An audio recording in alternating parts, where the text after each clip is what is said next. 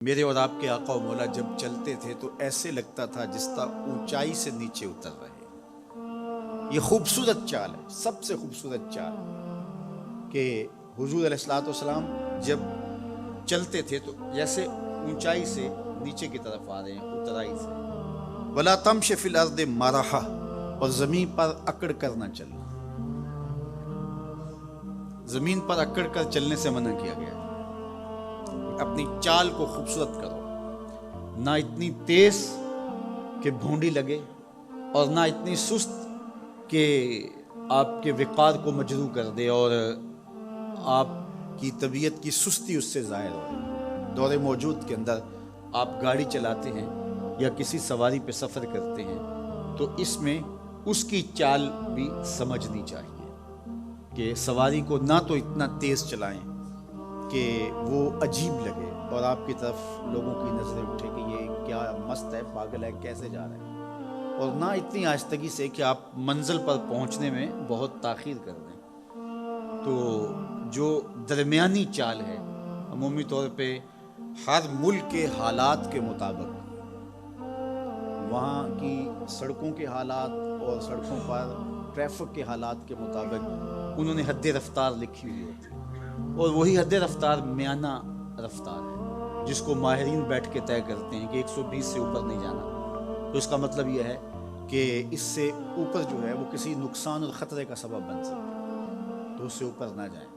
اسی طرح بہت نیچے بھی نہیں آنا کہ پیچھے آنے والی ٹریفک بھی متاثر ہو سکتی ہے۔ تو اپنی رفتار کو میانہ روی کے ساتھ جو ہے وہ جاری رکھے، بالخصوص جوانی کا زمانہ ہو اور بانک پن کی عمر ہو، اور پھر 1 to 5 انسان کے پاس ہو، اور جوانی کی جولانیاں بھی پورے عروج پر ہوں، تو پھر اس جوان کو کون روکے؟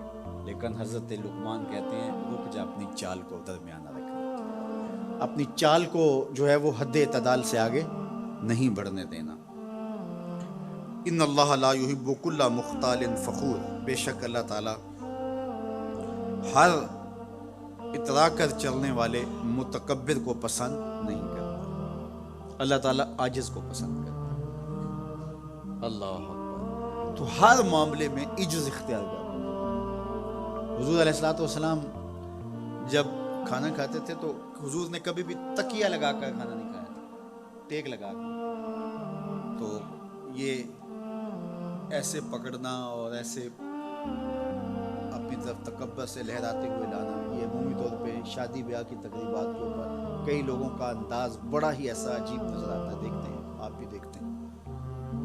تو حضور علیہ السلام جب بھی کھاتے تھے کھانے کی طرف تھوڑا سا جھک جاتے تھے، تو اس طرح تھوڑا سا جھک کر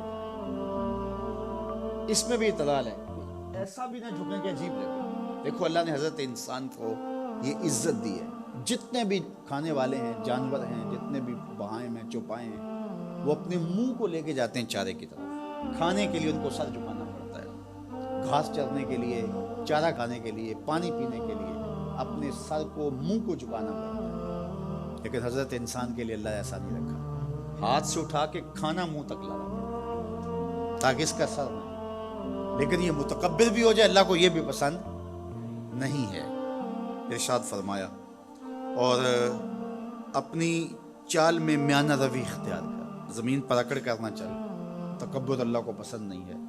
اکڑ کر چلنے سے بھی منع کیا گیا اور زیادہ تیز اور زیادہ سست چلنے سے بھی منع کیا گیا، بلکہ کیا فرمایا وقصد فی مشیک، اپنے چلنے میں اعتدال پیدا کر۔